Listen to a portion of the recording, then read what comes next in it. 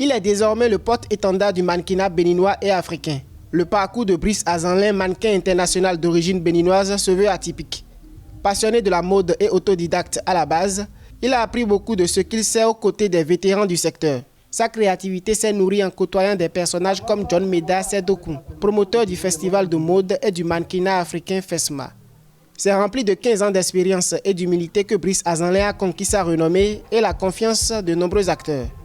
Mon premier défilé, c'était sur Miss Nayade pour le styliste Lolo Andoche, pour qui je suis égérie et toujours depuis des années jusqu'à ce jour.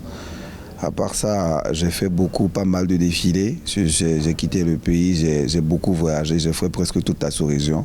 S'il faut énumérer des événements sur lesquels j'ai intervenu, on peut toutefois parler du Massa à Abidjan, on peut parler de Bamako Fashion Week au Mali, pour ne citer que cela. Pour la reconnaissance de son travail, Brice Azanlin a eu le mérite d'être honoré à cette 13e édition du FESMA. Axé sur la promotion des tissus épagnes locaux, l'événement se veut un plateau de promotion des créateurs africains, leur permettant de se révéler, de faire briller leur créativité. Cette collection est dédiée à toutes les grandes dames de Conakry, les femmes qui se lèvent de 6 h du matin jusqu'à 22 h travailler.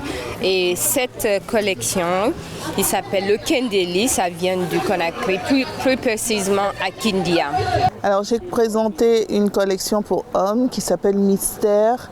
Pourquoi Mystère? Parce que c'est toujours mystérieux, un homme très bien habillé, on se demande qui c'est, on se demande pourquoi, qu'est-ce qu'il fait dans la vie pour avoir les moyens de porter telle ou telle tenue.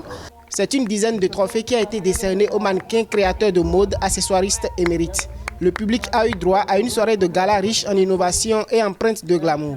La soirée a également accueilli des invités de marque. La culture, tout ce que nous avons vu aujourd'hui dans les déclinaisons, c'est simplement très joli. Et je voudrais encourager la jeunesse à emprunter cette voie pour que demain soit plus beau qu'aujourd'hui. La mode, on a encore beaucoup de travail. Les gens comme John Meda, il y en a quelques-uns.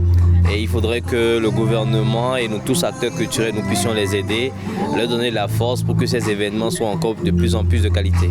Tenu les 12, 13 et 14 août 2021, le FESMA a récompensé depuis son lancement en 2008 une multitude d'acteurs africains de l'industrie culturelle. Sous la houlette de l'agence de mannequinat John Meda Agency International, il est rapidement devenu une vitrine du Bénin.